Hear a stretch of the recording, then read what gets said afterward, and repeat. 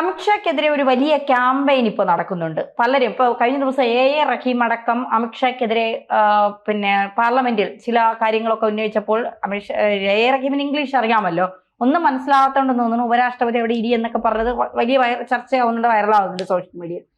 ഈ ജന്തർ മന്ദറിലെ കോക്രോച്ച് പാർട്ടിയുടെ ഉപരോധത്തിന് ശേഷമാണ് അമിത്ഷാക്കെതിരെ ഒരു ചൂണ്ടുവിരൽ പല ഭാഗത്തു നിന്നും ഉയരുന്നത് നമ്മൾ കാണുന്നത്. അമിത്ഷായെ താഴെ ഇറക്കാൻ ചിലർ ഗൂഢനീക്കങ്ങൾ നടത്തുന്നു. അമിത്ഷാ രാജിവെച്ചു, മോദിക്ക് ഇടറി പതറി എന്നൊക്കെ പറഞ്ഞ് പലരും വാർത്തകൾ ചെയ്യുന്നുണ്ട്. യഥാർത്ഥത്തിൽ അങ്ങനെ എവിടെയെങ്കിലും അമിത്ഷായ്ക്ക് പണി പാളിയോ? ഇവിടെ ഇപ്പോൾ പ്രതിപക്ഷം അല്ലെങ്കിൽ ബാക്കി രാജ്യസഭയിൽ ബഹളം വെക്കുന്നവരൊക്കെ കൂടെ പറയുന്ന അമിത്ഷാ വേണം എന്നല്ലേ, ഇവരൊരു പണി ചോദിച്ചു വാങ്ങുന്നതിന് തുല്യമാണ്. കാരണം ഇന്ത്യൻ പ്രധാനമന്ത്രിയായിട്ട് നരേന്ദ്രമോദി കഴിഞ്ഞ 12 വർഷമായിട്ട് രാജ്യം ഭരിക്കുന്നു. പ്രധാനമന്ത്രിക്ക് യാതൊരുവിധ കുഴപ്പമില്ല, അസുഖങ്ങളില്ല, മറ്റു പ്രശ്നങ്ങളൊന്നുമില്ല, മാത്രമല്ല പ്രായാധിക്യമായിട്ടുള്ള ബുദ്ധിമുട്ടുകളൊന്നും കാണുന്നില്ലല്ലോ. പക്ഷേ എന്നിരുന്നാലും പ്രധാനമന്ത്രിയായിട്ടുള്ള നരേന്ദ്രമോദി 3 ടേം ഭരിച്ചു കഴിഞ്ഞാൽ ഒരു പിൻഗാമി വേണ്ടേ? സ്വാഭാവികമായിട്ടും BJP സംബന്ധിച്ച് ആരായിരിക്കും പിൻഗാമി എന്നതിനെ സംബന്ധിച്ച് ഒരു സർപ്രൈസാണ് എപ്പോഴും നൽകാറുള്ളത്. എന്ന് പറയുന്നത് പോലെ ഇന്ത്യയുടെ ഭാവി പ്രധാനമന്ത്രിയായിട്ട് അമിത്ഷാ വരാൻ പോകുന്നു എന്നുള്ള ചില സൂചനകൾ പല കോണിൽ നിന്ന് വരുന്നുണ്ട്. ഭാവി പ്രധാനമന്ത്രി അങ്ങനെ പറയാൻ പാടില്ല, വിട്ടുതരില്ല. അതെ, ഞങ്ങളുടെ ഭാവി പ്രധാനമന്ത്രി യുവാവായ രാഹുൽ ഗാന്ധി തന്നെയാണ്. എന്നിരുന്നാൽ പോലും BJPക്ക് സ്വാഭാവികമായിട്ടും ഒരു അധികാര കൈമാറ്റം നടത്തണം. കാരണം നരേന്ദ്രമോദി എന്ന് പറയുന്ന പ്രധാനമന്ത്രി ഇപ്പം നമ്മുടെ ഒരു ഓർമ്മയിൽ എപ്പോഴെങ്കിലും പ്രധാനമന്ത്രി ഒരാഴ്ചക്കാലം പനി പിടിച്ച് കിടപ്പാണ്, അല്ലെങ്കിൽ ഒരാഴ്ചയായിട്ട് ആശുപത്രിയിൽ കിടക്കുന്നു, 2 ദിവസമായിട്ട് ഓഫീസിൽ വരുന്നില്ല, പനിയാണ്, അങ്ങനെ എപ്പോഴെങ്കിലും നമ്മൾ വാർത്തയില്ല. കാരണം അദ്ദേഹം അങ്ങനെ ഒരു അസുഖബാധിതനായിട്ട് നിൽക്കുന്ന പോലും നമ്മൾ അറിഞ്ഞിട്ടില്ല. നമ്മൾ ആകെ കാണുന്ന വിദേശ പര്യടനം കഴിഞ്ഞ് നാട്ടിലെത്തിക്കഴിഞ്ഞാൽ അദ്ദേഹത്തിൻ്റെ ഒഫീഷ്യൽ ഡ്യൂട്ടിയിലേക്ക് മുഴുകുന്നു. എപ്പോഴും രാജ്യത്തിൻ്റെ സേവനത്തിന് വേണ്ടി സദാ മുഴുകുന്ന ഒരു വ്യക്തി, അങ്ങനെയാണല്ലോ കാണുന്നത്. അങ്ങനെയുള്ള പ്രധാനമന്ത്രിക്ക് ശേഷം, അതായത് നരേന്ദ്രമോദിക്ക് ശേഷം മറ്റൊരാൾ പ്രധാനമന്ത്രിയാകണം. അതിനാരാണ്? അപ്പോൾ BJP സംബന്ധിച്ച് 2ാം നിര നേതാക്കൾ, 3ാം നിര നേതാക്കൾ എന്നിങ്ങനെ വലിയ നിരയുണ്ട്. നമ്മൾ ഇടയ്ക്ക് കേട്ടിരുന്നു ഫഡ്നാവിസ് BJPയുടെ സംസ്ഥാന അധ്യക്ഷനാകുമെന്ന് പറഞ്ഞു. പക്ഷെ ആയതാര നിവിൻ നബീനാണ്. അപ്പോൾ ആരും പ്രതീക്ഷിക്കാത്ത ചില ആളുകളെ കൊണ്ട് പ്രതിഷ്ഠിച്ചുകൊണ്ടാണ് BJP മുന്നോട്ട് വന്നത്. ഇപ്പം മുതലല്ല, പണ്ട് മുതലേ. ഇപ്പം നമുക്കറിയാം AB വാജ്പേയി ഇന്ത്യയുടെ പ്രധാനമന്ത്രിയായിരുന്നു. അന്ന് AB വാജ്പേയി അല്ല LK അദ്വാനി ആയിരുന്നു പ്രധാനമന്ത്രി ആകേണ്ടിയിരുന്നത് എന്നൊരു അഭിപ്രായം ഉണ്ടായിരുന്നു. കാരണം BJP LK അദ്വാനിക്ക് കുറച്ചുകൂടെ ഒരു എന്താ പറയുന്നത്, ഒരു തീവ്രമായ നിലപാടൊക്കെ എടുക്കാൻ പറ്റും. വാജ്പേയി അങ്ങനെയല്ല, ഒരു മിതവാദിയാണ് എന്നൊക്കെയാണ്. ഓക്കെ, അതെന്തോ കഴിഞ്ഞോട്ടെ. അത് കഴിഞ്ഞ് വാജ്പേയിയുടെ ഭരണകാലമൊക്കെ കഴിഞ്ഞ് വീണ്ടും ഇന്ത്യയിൽ അടുത്ത BJP എങ്ങനെയും ഭരണം പിടിക്കും, UPA സർക്കാർ അഴിമതി കൊണ്ട് കുളം തോണ്ടി നിൽക്കുന്ന സമയത്ത്, ആ സമയത്ത് BJPയെ നയിക്കാൻ LK അദ്വാനി വരുന്നു എന്നാണ് നമ്മളെല്ലാം കരുതുന്നത്. അന്ന് നമ്മൾ കേട്ടത് എന്താണ്? ഗുജറാത്ത് മുഖ്യമന്ത്രിയായ നരേന്ദ്രമോദിയെ BJP പ്രധാനമന്ത്രി സ്ഥാനാർത്ഥിയായിട്ട് ഉയർത്തിക്കാട്ടാൻ പോകുന്നു. ഇതോടുകൂടി LK അദ്വാനി തൻ്റെ സ്ഥാനം രാജിവെക്കുന്ന അടക്കമുള്ള ഭീഷണികൾ മുന്നോട്ട് വെച്ചു. കാരണം താനായിരിക്കും അടുത്ത പ്രധാനമന്ത്രി, അതിനുള്ള എല്ലാ യോഗ്യതയുമുണ്ട്, കഴിവുണ്ട്, തനിക്ക് ആരോഗ്യ പ്രശ്നങ്ങളൊന്നുമില്ല. എല്ലാം ഉണ്ടായിട്ടും RSS BJP ഒക്കെ ചേർന്ന് തീരുമാനിച്ചത് ഇന്ത്യയുടെ പ്രധാനമന്ത്രിയായിട്ട് അടുത്ത തലമുറയിൽപ്പെട്ട ഒരാൾ മതി. അങ്ങനെയാണ് നരേന്ദ്രമോദി ആ പദവിയിലേക്ക് ഉയർത്തിക്കാട്ടിയത്. അങ്ങനെ വന്നതോടുകൂടി LK അദ്വാനിയുടെ പാറ്റേണിലുള്ള അല്ലെങ്കിൽ ആ കാലഘട്ടത്തിലുള്ള കുറേ അധികം നേതാക്കളും ഈ നരേന്ദ്രമോദിയുടെ നേതൃത്വത്തിലുള്ള നേതാക്കളും തമ്മിലുള്ള അഭിപ്രായ ഭിന്നതയൊക്കെ ഉണ്ടായി. അന്ന് നരേന്ദ്രമോദിക്ക് വേണ്ടിയിട്ടുള്ള എല്ലാ ചരടുവലിയും നടത്തിയ ആളുടെ പേര് അമിത്ഷാ എന്നായിരുന്നു, അല്ലേ? ഗുജറാത്ത് മുഖ്യമന്ത്രി ആയിരുന്നപ്പോൾ മുതൽ കൂടെ ഉണ്ടായിരുന്ന അമിത്ഷായെ പിന്നീട് ദേശീയ തലത്തിലേക്ക് ആര് കൊണ്ടുവരുന്നു? നരേന്ദ്രമോദി കൊണ്ടുവരുന്നു, BJPയുടെ ദേശീയ അധ്യക്ഷനായി. അങ്ങനെ നിരവധി തെരഞ്ഞെടുപ്പുകളിൽ BJPയുടെ സ്ട്രാറ്റജി നിശ്ചയിക്കുന്ന രാഷ്ട്രീയ ചാണക്യൻ എന്ന വിളിപ്പേര് ഈ അമിത്ഷായ്ക്ക് വന്നുകയറും. ഇപ്പോൾ ഈ പാറ്റകളുടെ സമരം ഡൽഹിയിൽ നടന്നു.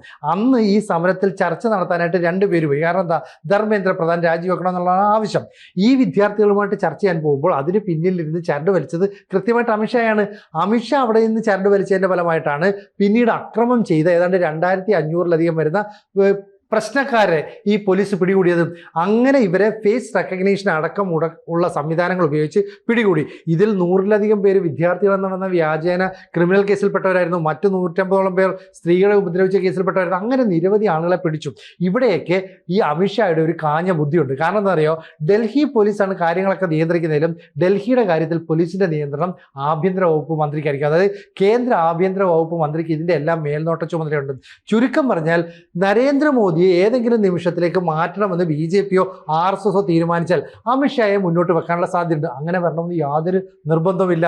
അദ്ദേഹത്തിൻ്റെ കഴിവ് കൊണ്ടോ അദ്ദേഹത്തിൻ്റെ പാരമ്പര്യം കൊണ്ടോ അദ്ദേഹത്തിൻ്റെ രാഷ്ട്രതന്ത്രജ്ഞത കൊണ്ടോ ഒക്കെ അതിന് അർഹതയുണ്ടെങ്കിൽ പോലും ഒരു സർപ്രൈസ് സ്ഥാനാർത്ഥിയെ നിശ്ചയിക്കാൻ, അല്ലെങ്കിൽ ഒരു സർപ്രൈസ് ആയിട്ടുള്ള ഒരാളെ വെക്കാനായിട്ട് BJPക്ക് സാധിക്കും. എന്തായാലും ഇനി ഒരു 3 വർഷം കൂടെ നരേന്ദ്രമോദിയുടെ നേതൃത്വത്തിലുള്ള സർക്കാർ പോകും. അങ്ങനെ വന്നു കഴിഞ്ഞാൽ ഒരു പക്ഷേ ഈ പറയുന്ന അമിത്ഷാ വരുമോ, അല്ലെ അമിത്ഷായെ കൊണ്ടുവരേണ്ട കാര്യമുണ്ടോ എന്നുള്ള തരത്തിലുള്ള ചർച്ചയും മുന്നോട്ട് നീങ്ങില്ലേ? തീർച്ചയായിട്ടും ഈ ഒരു ചാണക്യ തന്ത്രം തന്നെയാണ് അമിത്ഷാ, അത് പറയാതിരിക്കാൻ കഴിയില്ല എന്നുള്ളത്. ഇപ്പൊ ആഭ്യന്തരമന്ത്രി ആയിരിക്കുമ്പോൾ ഡൽഹിയിൽ ഇത്രയും വലിയ അക്രമം നടക്കുമ്പോൾ അമിത്ഷാ എന്ത് നോക്കുകുത്തിയാ നിൽക്കുന്നു, അമിത്ഷാ മിണ്ടുന്നില്ല എന്നൊക്കെ പറയുമ്പോഴും അകത്തിരുന്ന് ചരട് വലിച്ച് അങ്ങേര് വലിച്ചാലേ ഇവിടെ കാര്യങ്ങൾ കൃത്യമായി പോകൂ എന്നുള്ളത് പലർക്കും അറിയില്ല എന്നുള്ളതാണ്. ഇപ്പൊ ഈ പറഞ്ഞ 3 കാര്യങ്ങൾ സർക്കാർ പെട്ടെന്ന് തന്നെ അംഗീകരിച്ചു. കോക്രോച്ച് പാർട്ടി പറഞ്ഞത് എന്തൊക്കെ, ധർമ്മേന്ദ്ര പ്രധാൻ രാജിവെച്ചു. പ്രതിഷേധത്തിൽ പങ്കെടുത്തവർക്കെതിരെ കേസെടുക്കരുത്. അതിൽ പറഞ്ഞപ്പോ സർക്കാർ പറഞ്ഞത് കൃത്യമായി കേൾക്കാത്തത് പാർട്ടികളാണ്. സമാധാനപരമായി പ്രതിഷേധിച്ചവർക്കെതിരെ എടുത്തിട്ടില്ല. സമാധാനമായി പ്രതിഷേധിച്ച ആർക്കെതിരെയും കേസെടുത്തിട്ടില്ല. അല്ലാത്ത 2873 പേർക്കെതിരെയാണ് കേസെടുത്തത്. അതിൽ പോക്സോ കേസിലെ പ്രതികൾ അടക്കമുണ്ട്. ഇവർക്കെന്താ നീറ്റ് പരീക്ഷയുമായിട്ട് ബന്ധം? ഇവർ ചോദിക്കുമല്ലോ, ഇവന്മാർക്ക് സമൂഹത്തോട് പോലും പ്രതിബദ്ധതയില്ല, സ്വന്തം വീട്ടുകാരോട് പോലും പ്രതിബദ്ധത ഇല്ലാത്തവന്മാരാണ് നീറ്റ് പരീക്ഷയിൽ ഇതുണ്ടാക്കാൻ വന്നേക്കുന്നത്. അപ്പൊ അതിന്റെ പിന്നിലെ ഉദ്ദേശം എന്ന് മനസ്സിലായി. പിന്നെ ഉള്ളത് ഒരു ഇതുകൂടെ ഉണ്ടായിരുന്നല്ലോ, മൊത്തം 3 എണ്ണമാണല്ലോ. ഇപ്പോ ഈ 3 കാര്യങ്ങളും സർക്കാർ, നീറ്റ് പരീക്ഷ കൂടുതൽ 3 സർക്കാർ അംഗീകരിച്ചു എന്നുള്ളതാണ്. പെട്ടെന്ന് തന്നെ അംഗീകരിച്ചതിന്റെ പിന്നിലെ തന്ത്രം എന്ന് പറയുന്നത് സമരം അവസാനിപ്പിക്കുക. സമരം നീട്ടിക്കൊണ്ടുപോയാൽ അത് BJPക്ക് ഉണ്ടാക്കുന്ന പ്രത്യാഘാതങ്ങൾ എന്തൊക്കെയാകുമെന്ന് കൃത്യമായി മനസ്സിലാക്കിയത് അമിത്ഷായാണ്.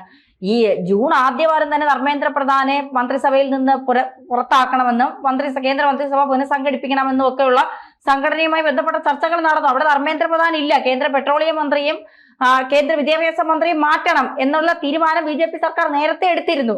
അത് ഇവര് പറഞ്ഞതുകൊണ്ട് മാറ്റിയെന്ന് ഇവരെ സമാധാനിപ്പിക്കാനും സന്തോഷിപ്പിക്കാനും പറഞ്ഞു എന്നുള്ളത്. പക്ഷേ ധാർമ്മികമായി ധർമ്മേന്ദ്ര പ്രധാൻ ഉത്തരവാദിത്വം ഏറ്റെടുത്തുകൊണ്ട് ആ സമയത്ത് തന്നെ രാജിവെക്കേണ്ടതാണ്. പക്ഷെ അത് ചെയ്യാത്തതിന്റെ ഫലമാണ് പിന്നീട് കണ്ടത്. പക്ഷെ പാർട്ടികൾ ചിന്തിച്ചത് കൃത്യമായി ഇന്ത്യയിൽ നടപ്പിലാക്കാത്തത് എന്തുകൊണ്ടാണ്?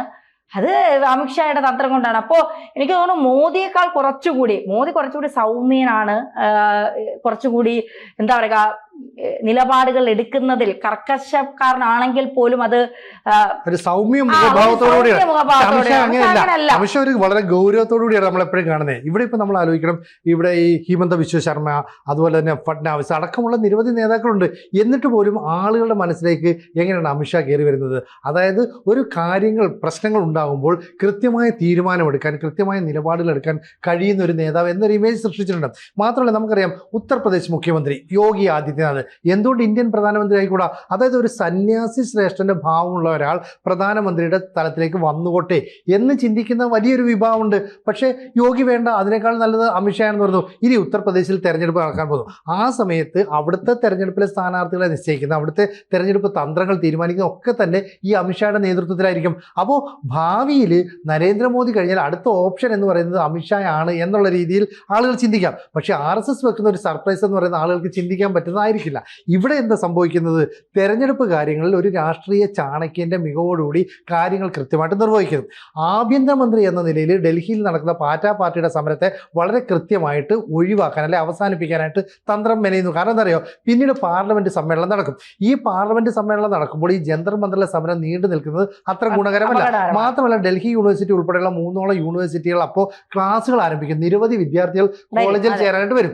ഈ കോളേജിൽ ചേരാൻ വരുന്ന വിദ്യാർത്ഥികളിൽ ഒരു പകുതി പേരെങ്കിലും ഇവിടെ എന്തോ സമരമെന്ന് കാണാൻ അവിടെ പോകുമല്ലോ. അപ്പോൾ അതൊരു വലിയ കൂട്ടമായിട്ട് വരും.